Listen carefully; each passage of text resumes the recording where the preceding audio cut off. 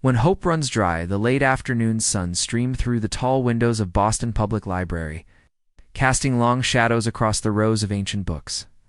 Rebecca Walsh ran her fingers along the spines of leather-bound classics, finding comfort in their familiar textures. At 26, she had built a quiet life surrounded by stories, but never imagined her own would take such an unexpected turn. Her phone buzzed in her pocket. The nursing facility again. Rebecca's heart sank as she stepped into the quiet alcove reserved for staff. Miss Walsh, we need to discuss your grandmother's account. The administrator's voice carried that practiced sympathy that made Rebecca's stomach twist. We've extended as much grace as possible, but the facility simply cannot continue providing care without payment. The specialized Alzheimer's unit costs are substantial. Rebecca closed her eyes, fighting back tears. I understand. How much time do I have? 2 weeks. After that, we'll have to discharge Mrs. Walsh. I'm truly sorry. The call ended, leaving Rebecca staring at her phone screen. $37,000 in outstanding bills. Her grandmother's modest savings had evaporated within the first 6 months. Rebecca's own salary barely covered rent and basic expenses. She had applied for every loan, every assistance program, every possible avenue of help. All doors had closed. The letter that changed everything that evening. Rebecca sat in her tiny studio apartment, surrounded by rejection letters from banks and charitable organizations. The financial weight pressed down on her chest, making it hard to breathe. Her grandmother, the woman who had raised her after her parents died, who had taught her to love books and kindness, deserved better than this. A knock at the door startled her. Rebecca opened it to find an elderly gentleman in an impeccable gray suit holding a leather briefcase. Miss Rebecca Walsh. His voice was cultured with a hint of old Boston aristocracy. Yes. My name is Harold Pennington. I'm an attorney representing a client who wishes to make you a rather unusual proposal. May I come in? Rebecca hesitated, but something about his distinguished manner put her at ease. She stepped aside, gesturing to her small dining table. Pennington settled into the chair, opened his briefcase, and withdrew a cream-colored envelope sealed with actual wax.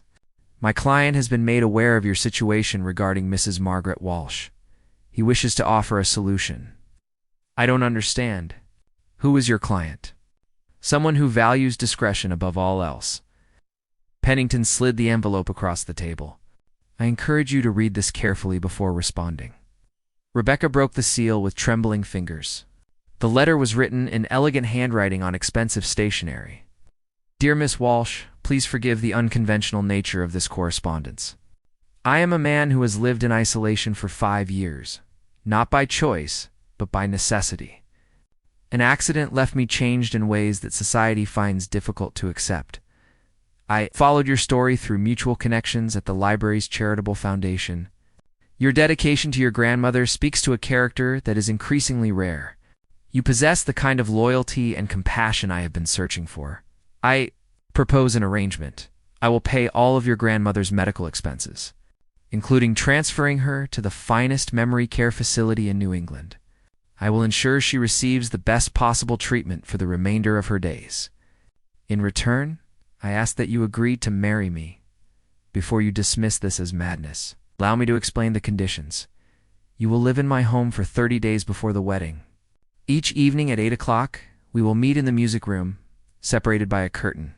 We will talk, get to know one another, but you will not see my face until our wedding day. If at any point you wish to leave, you may do so, though the financial arrangement will end. I do not expect love. I do not expect passion.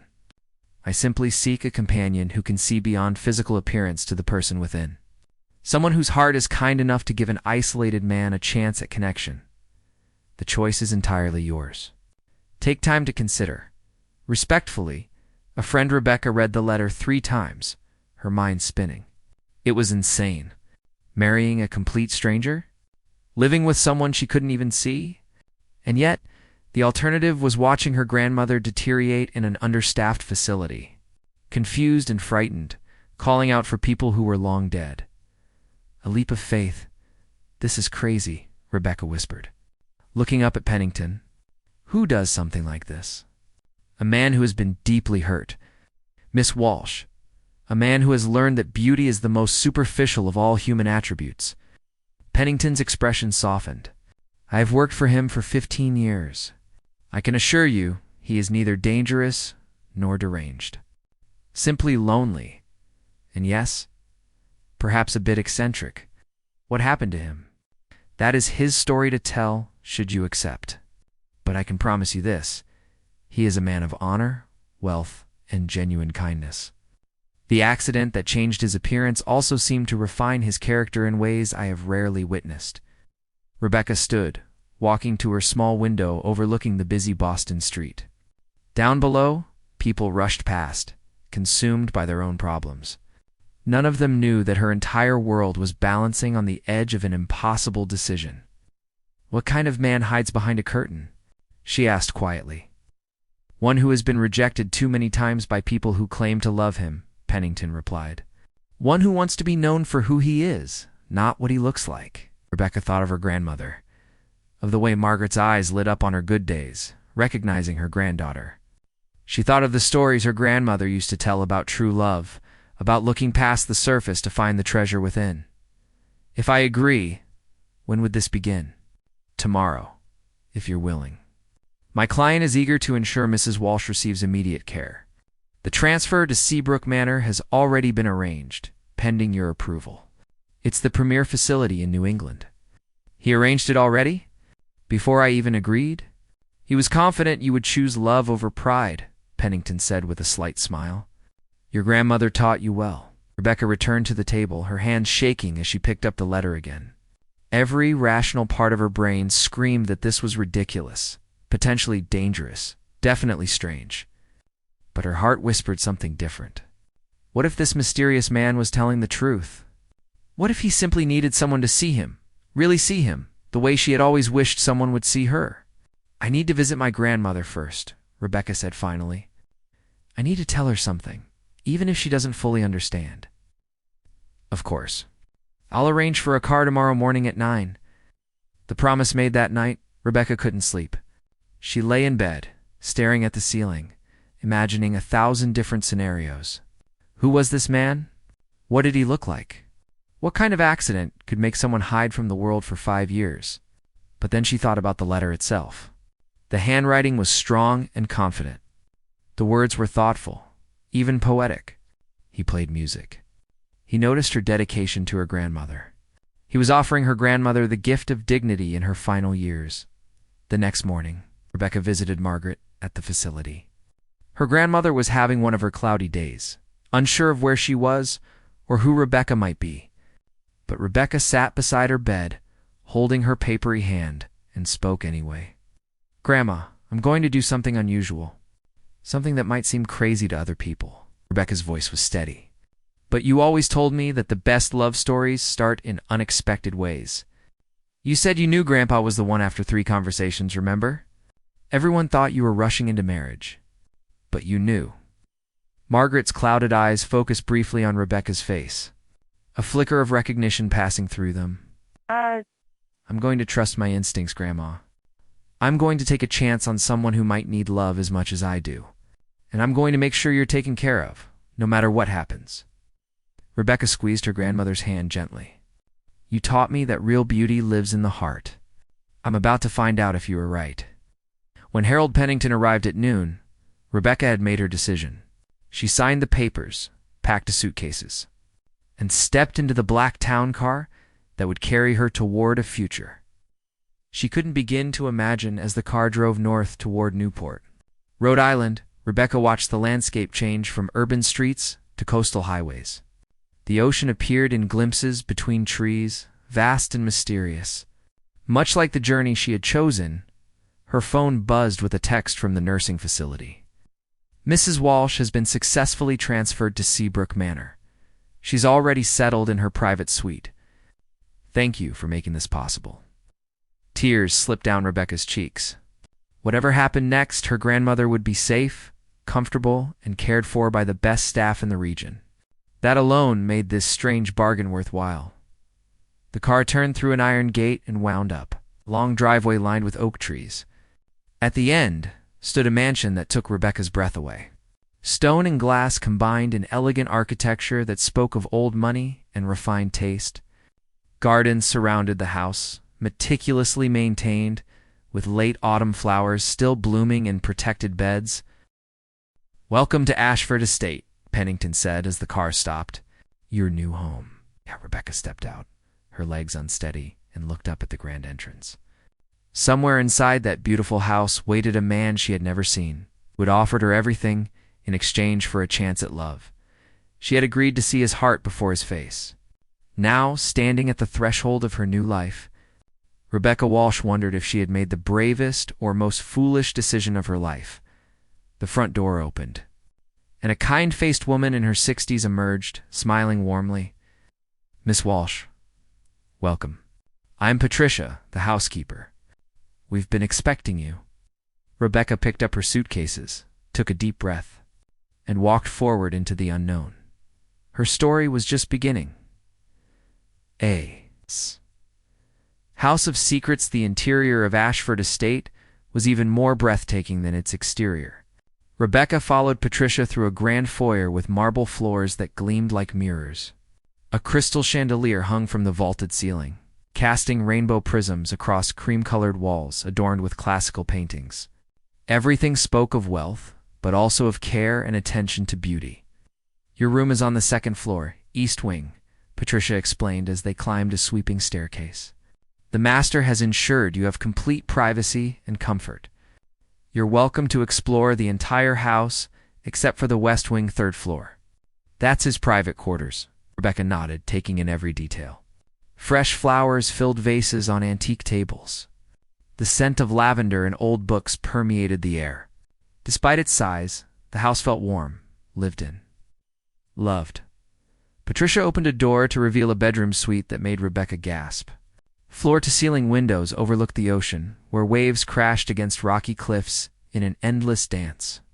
The bed was a four-poster masterpiece with soft blue linens.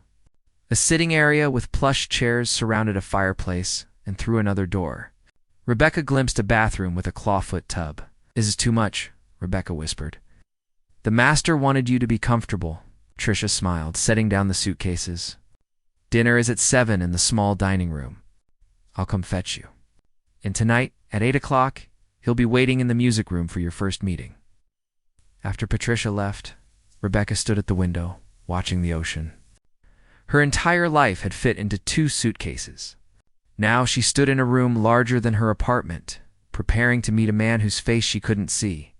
The surreal nature of it all threatened to overwhelm her.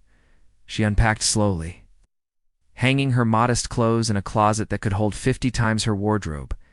At 7, Patricia returned and guided her downstairs to a cozy dining room, where a single place was set at a table that could seat 12. "The master takes his meals separately," Patricia explained. "Serving perfectly grilled salmon with roasted vegetables, he finds it easier this way." "Easier for him or for me?" Rebecca asked quietly. Patricia paused, considering. "Perhaps for both of you. He wants you to know him without preconceptions, Miss Walsh. The world has taught him that appearance matters more than character. He's hoping you'll prove them wrong." The curtain between them at 8 o'clock precisely. Rebecca stood outside the music room doors. Her heart hammered against her ribs. Through the heavy wood, she heard the deep, resonant sound of a cello being tuned. She had expected a piano, but this was richer, more soulful. She knocked softly. "Come in." The voice was deep, cultured. With a warmth that surprised her, Rebecca pushed open the doors and stepped into a room that seemed designed for sound. Wood paneling covered the walls, and thick carpet muffled her footsteps. In the center of the room hung a floor-to-ceiling curtain of deep burgundy velvet, dividing the space perfectly in half. On her side sat a comfortable armchair beside a small table with tea service and fresh pastries. Soft lighting created an intimate atmosphere. On the other side of the curtain, she could see only shadows and shapes, the outline of a figure seated with what must be the cello. "Please, sit," the voice said. "I imagine this feels very strange." Rebecca lowered herself into the chair, her hands clasped tightly in her lap. "Strange doesn't quite cover it." A low chuckle came from behind the curtain. "I suppose not. Thank you for coming, Rebecca. May I call you Rebecca? Yes, and what should I call you? My name is Andrew. Andrew Ashford. Andrew, she repeated, testing the name. It felt solid, real, making him less of a mystery. Why the curtain? Why not just meet in separate rooms? Because I want to be close to you, Andrew said simply. I want to feel your presence, hear your breathing, sense your reactions. But I'm not ready for you to see me yet. I need to know that you can care for me without that complication.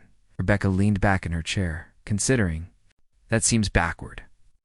Most people want to know if there's physical attraction first. Most people are focused on the wrong things. The cello sang out a single melancholy note. I've learned that physical attraction fades, Rebecca. Beauty ages, bodies change, accidents happen. But a connection of minds and hearts, that endures. What happened to you, Andrew? Silence stretched between them. Then the cello began to play, a haunting melody that spoke of pain and loss. When the music faded, Andrew's voice was rougher, heavier with emotion. 5 years ago, I was engaged to a woman named Jennifer Cole. She was beautiful, sophisticated, from the right family.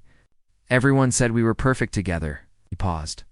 One afternoon, I was driving past Riverside Elementary when I saw smoke. The school was on fire and I could hear children screaming from a second-floor classroom. Rebecca's breath caught. I didn't think. I just ran inside. The stairs were already burning, but I made it up. There were 6 children trapped, too frightened to move. I got 5 of them to the windows where firefighters caught them. The 6th, a little girl named Amy, was hiding under a desk, paralyzed with fear. The cello hummed a single sustained note, vibrating with tension. I carried her out, but a beam collapsed as we reached the stairs. It was on fire, and it caught my face, my neck, my shoulder. The pain was unlike anything I'd ever experienced. But I held on to Amy, and we made it out. Andrew, Rebecca whispered, tears streaming down her face. The children all survived. Amy still sends me drawings every month, but my face was badly burned. The surgeries helped, but the scars remain. And Jennifer, my beautiful fiancé, visited me once in the hospital. Once, she looked at me with such horror, such disgust, that I knew immediately. She left that day and never returned. Her mother called to break off the engagement, saying their family couldn't be associated with someone who looked like a monster. Rebecca stood abruptly, walking to the curtain. She pressed her palm against the velvet, wishing she could reach through it. You saved 6 children. You're a hero, a disfigured recluse who frightens people at charity galas, Andrew said bitterly. After Jennifer left, I tried to return to my normal life. I run several businesses, serve on charitable boards, have obligations. But everywhere I went, people stared. They whispered. Children cried. Beautiful women who used to flirt with me looked away in pity or revulsion. So you came here? So I came here? I conduct all my business remotely now. I haven't attended a social function in 4 years. I've become the ghost of Ashford Estate, the tragic figure people discuss in hushed tones. His voice dropped to barely a whisper. I was so lonely, Rebecca. I thought I would spend the rest of my life alone because I couldn't bear the rejection anymore. Rebecca stood with her hand still pressed against the curtain, feeling the warmth of his presence on the other side. Why did you choose me? Because Harold told me about you. How you worked 2 jobs to help with your grandmother's care. How you volunteered reading to elderly patients at the facility every Sunday. How you treated everyone with kindness, from the janitors to the administrators. He said you had a quality that's vanished from most of the world. You see people's hearts first. Harold talks too much, Rebecca said. But she was smiling through her tears. He talks just enough. The cello played a softer melody now, hopeful and sweet. Will you tell me about yourself, Rebecca? Not the facts I already know, but the things that matter. What makes you happy? What are your dreams? Conversations in the dark, they talked until midnight that first night. Rebecca told him about her childhood, about losing her parents in a car accident when she was 8, about her grandmother stepping in to raise her with fierce love and endless patience. She spoke about her passion for books, how stories had been her escape and her comfort through difficult times. Andrew shared his own stories. Growing up in the Ashford family with its weight of expectations, his love of music that his father had dismissed as impractical, his journey to prove himself in business while keeping his artistic soul alive. He played the cello for her, compositions he had written during his isolation, each piece telling a story without words. "You're incredibly talented," Rebecca said when he finished a particularly moving piece. "Why aren't you sharing this with the world?" "Because the world wants the whole package. They want the handsome young musician with the tragic backstory, not the scarred recluse playing in the dark. That's not fair. Your music stands on its own." "Life isn't fair, Rebecca. But perhaps with you, I can find a small piece of happiness anyway." The next morning, Rebecca found a letter slipped under her door. Written in the same elegant handwriting as the proposal, "Dear Rebecca, thank you for last night. Talking with you felt like breathing fresh air after years in a sealed room. You listened without judgment, responded with genuine emotion, and made me laugh for the first time in months. I find myself counting the hours until 8 o'clock tonight. I hope you slept well. Please explore the estate today. The library on the first floor has an extensive collection I think you'll appreciate. The gardens are beautiful this time of year, and the walking path along the cliffs is my favorite place on the property until tonight." Andrew Rebecca spent the day exploring, marveling at the vast library with its rolling ladders and first edition collections. She walked the cliff path, feeling the salt spray on her face, imagining Andrew walking this same route, alone with his thoughts and pain. That evening, she entered the music room with less trepidation. They fell into conversation easily, discussing books and music, sharing opinions and laughing at each other's jokes. Andrew played requests, and Rebecca discovered she could make him play anything by challenging him that he couldn't. "You're manipulating me," he said with mock severity after playing his 5th request. "Is it working?" "Completely." With letters and revelations, the days developed a rhythm. Rebecca explored the estate and grounds during the day, often finding notes from Andrew hidden in unexpected places, tucked into a book he thought she'd enjoy, weighted by a stone on the garden bench, slipped into the pocket of a jacket Patricia suggested she wear on cool mornings.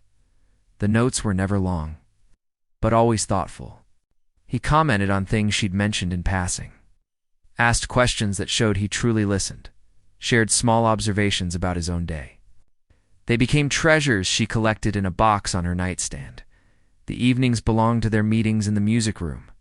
They progressed from polite conversation to deeper discussions about life, purpose, fear, and hope. Andrew played music that expressed emotions his words couldn't quite capture. Rebecca found herself anticipating 8 o'clock with an eagerness that surprised her. On the 10th night, she arrived to find the tea service replaced with champagne and strawberries. "What's the occasion?" she asked, settling into her chair. "I wanted to celebrate," Andrew said. "Harold informed me today that your grandmother is thriving at Sfruck Manor. The staff says she's more engaged than she's been in years. She's even participating in music therapy sessions." Rebecca's eyes filled with tears. "Thank you. Thank you for giving her that. Thank you for giving me these evenings. They've meant more to me than you can know." He paused. "Rebecca, I need to tell you something. When I arranged this marriage proposal, I thought I was looking for a companion, someone to share my isolation. But I'm starting to realize I was looking for more." "What do you mean?" "I'm falling in love with you," Andrew said quietly. "With your laugh, your insights, the way you challenge me, the kindness in your voice. I know this situation is unusual, that we've never even seen each other properly, but my heart knows you, Rebecca, and it's choosing you." Rebecca stood, walking to the curtain. She could see his shadow on the other side, could almost feel the intensity of his gaze through the fabric. "I'm falling in love with you too.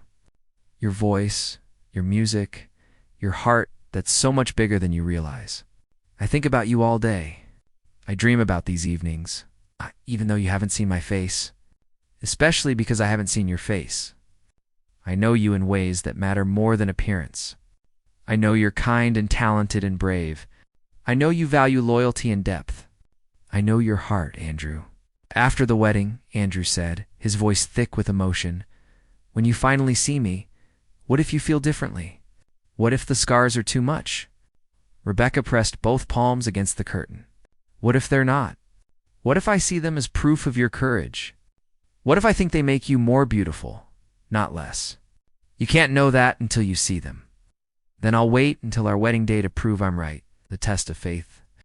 Following week brought an unexpected visitor that would test everything Rebecca and Andrew had built. Patricia came to Rebecca's room one afternoon with an uncomfortable expression. "Miss Walsh, there's a woman here to see you. She says she's Andrew's former fiancé, Jennifer Cole. She's insisting it's urgent." Rebecca's stomach dropped. "Where is she?" "In the front parlor." "Shall I send her away?" "No," Rebecca said, straightening her shoulders. "I'll see her." Jennifer Cole was exactly what Rebecca expected. Tall, blonde, impeccably dressed in designer clothes that probably cost more than Rebecca made in 6 months. But there was a hardness around her eyes, a brittleness to her smile that betrayed the polished exterior. "So you're the charity case," Jennifer said without preamble. "The desperate little librarian who agreed to marry a monster for money." Rebecca remained calm, though anger simmered beneath her composure. "I'm Rebecca Walsh, and you're trespassing. I'm saving you from a terrible mistake." Jennifer circled the room like a predator. "I was engaged to Andrew before the accident. I knew him when he was whole, handsome, worthy of love. What you're getting is a broken, bitter shell of that man. You don't know anything about who he is now. I know he's so hideous that he hides behind curtains. I know his scars are so severe that children have nightmares after seeing him. I know he's so desperate for companionship that he has to buy himself a wife." Jennifer's smile was cruel. "He was beautiful once. Charming, confident, desired by everyone. Now he's pathetic." Rebecca stood, her hands clenched at her sides. "You're wrong about him. And you're wrong about why I'm here." "Please." "You're here for the money, just like any rational woman would be. There's no shame in it, really. But don't pretend it's some grand romance. You haven't even seen his face." "I've seen his heart," Rebecca said firmly, "which is more than you ever did, even when his face was perfect. You saw a handsome man with money and status. You never saw the person Andrew truly is." Jennifer laughed, a harsh sound. "How poetic and naive. Let me tell you what's going to happen. On your wedding day, when they lift that veil and you see what's underneath, you're going to regret this entire arrangement. The scars are horrific. The skin is twisted and discolored. He looks like something from a nightmare." "Then I'll love a man who has the face of a nightmare and the heart of a dream," Rebecca said. "Better than what you are, beautiful on the outside and ugly where it counts." Jennifer's expression hardened. "You'll change your mind. When you see him, when the reality hits you, you'll understand why I left. No amount of money is worth spending your life with that. Get out," Rebecca said quietly, "and don't come back." After Jennifer left, Rebecca stood shaking in the parlor, not from doubt but from rage that someone could be so cruel, so deliberately hurtful about a man who had saved children at the cost of his own appearance.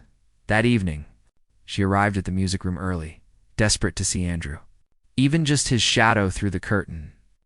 "I heard about Jennifer's visit," Andrew said as soon as she entered. His voice was tight with tension. "Patricia told me. I'm sorry you had to endure that. Don't apologize for her cruelty." Rebecca sat down heavily. "Andrew, she said terrible things. About you, about us, about your appearance. Did she change your mind?" "She made me more certain than ever." Rebecca leaned toward the curtain. "She made me realize that I've been blessed. I get to know you without the distraction of physical appearance. I get to fall in love with who you are, not what you look like. And when I finally see your face on our wedding day, it will just be a confirmation of what I already know, that you're the most beautiful person I've ever met." "Rebecca," Andrew's voice broke. "You can't possibly mean that." I absolutely mean it. Jennifer is beautiful and horrible. You might have scars on your face, but your soul is perfect. I know which I'd rather live with." The cello began to play, a melody so achingly beautiful that Rebecca felt tears streaming down her face. It spoke of hope and fear, of love struggling against doubt, of two hearts reaching for each other across an impossible divide, the crisis 2 weeks before the wedding. Rebecca received an urgent call from Seabrook Manor. Her grandmother had taken a sudden turn for the worse. Her heart struggling, her breathing labored. The staff wasn't sure she would make it through the night. Rebecca raced to the facility, her own heart hammering with fear. She sat beside Margaret's bed, holding her hand, talking to her about everything and nothing, desperate to keep her grandmother tethered to the world. "Grandma, I need you to stay," Rebecca whispered. "I need you to meet Andrew. I need you to see that you were right about everything. About love being more than appearance, about following your heart, about brave choices leading to beautiful places." Margaret's eyes fluttered open, surprisingly clear. "Rebecca, I'm here. Grandma, I'm right here. Did you find him? Your person?" "I did. He's wonderful and kind and scared, just like me. We're getting married in 2 weeks." Margaret smiled weakly. "Does he make you happy?" "Happier than I knew I could be. Then I can rest easy." Margaret's grip tightened slightly. "Don't let fear win, my darling girl. Love is always worth the risk." Around midnight, when Margaret finally stabilized and fell into a peaceful sleep, Rebecca found herself in the facility's chapel, alone and emotionally exhausted. She heard the door open behind her. "The staff told me where to find you." Rebecca spun around. A man stood in the doorway, wearing a dark coat with the collar turned up and a scarf wrapped around his lower face. Only his eyes were visible, deep brown and filled with concern. "Andrew?" She stood, shocked. "You came. But people will see you. I don't care." He stepped forward, keeping his face mostly covered. "You needed me. That's more important than my fear." Rebecca ran to him, throwing her arms around him without hesitation. She felt him stiffen in surprise, then gradually relax, his arms coming up to hold her carefully as if she might break. "Thank you," she whispered into his chest. "Thank you for being here. Always," he murmured. "For the rest of our lives, I'll be here when you need me." They sat together in the chapel for hours, not talking much, just being present for each other. Rebecca didn't try to see his face, respecting the boundaries they had set. But she held his hand, felt the warmth of him beside her, and knew with absolute certainty that this was right. The wedding day, the morning of the wedding, arrived with brilliant sunshine and a gentle breeze from the ocean. Rebecca woke early, her heart fluttering with a mixture of excitement and nerves. Today she would finally see Andrew's face. Today they would begin their life together, without barriers. Patricia helped her dress in a simple but elegant gown of ivory silk that flowed like water. Fresh flowers were woven into her hair.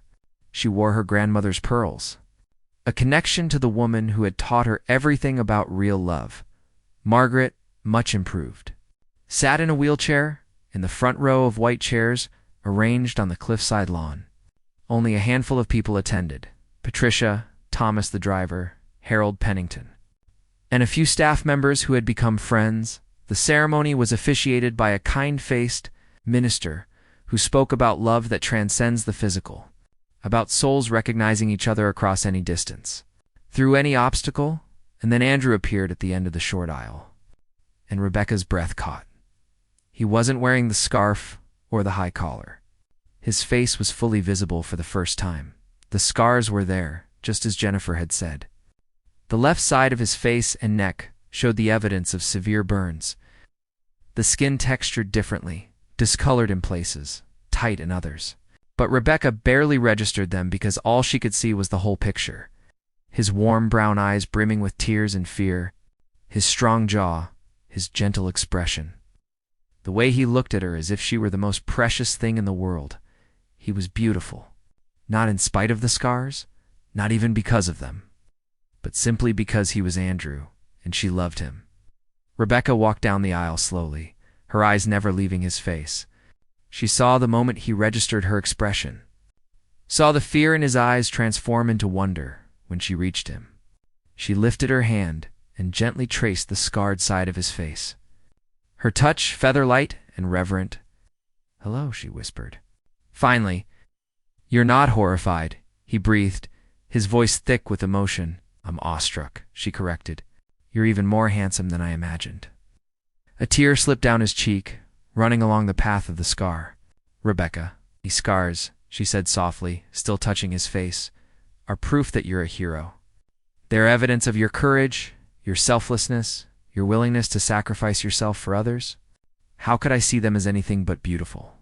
The ceremony proceeded in a blur of tears and laughter. They exchanged vows that promised to see each other truly, to love without conditions, to build a life based on the connection they had forged in the darkness of the music room.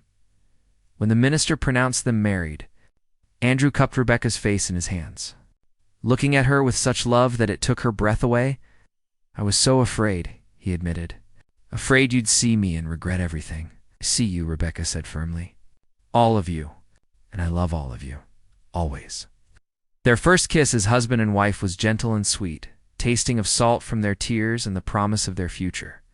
When they pulled apart, Rebecca laughed with pure joy. "No more curtain," she said. "No more hiding," Andrew agreed. "Not from you, not from the world. If you can love me like this, I can be brave enough to stop hiding." 1 year later, Becca stood in the music room, now transformed. The curtain was gone, replaced with comfortable seating arranged for small concerts. Tonight, Andrew would perform publicly for the first time in 5 years, a benefit concert for burn victims and their families. She watched him tuning his cello, his scarred face calm and confident.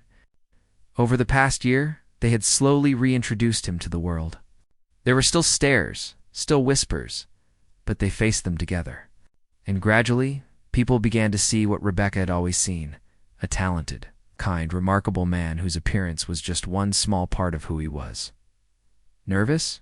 she asked, coming to stand beside him. Andrew looked up and smiled, that full, brilliant smile she had come to adore. "Terrified, but you'll be in the front row, and that makes everything possible. Always," she promised, kissing the scarred side of his face. It had become her favorite place to kiss him, a reminder that love was bigger than fear, stronger than judgment, deeper than anything visible to the eye. The audience began to arrive, friends and strangers alike, drawn by the story of the reclusive musician who had emerged from isolation with his wife's love.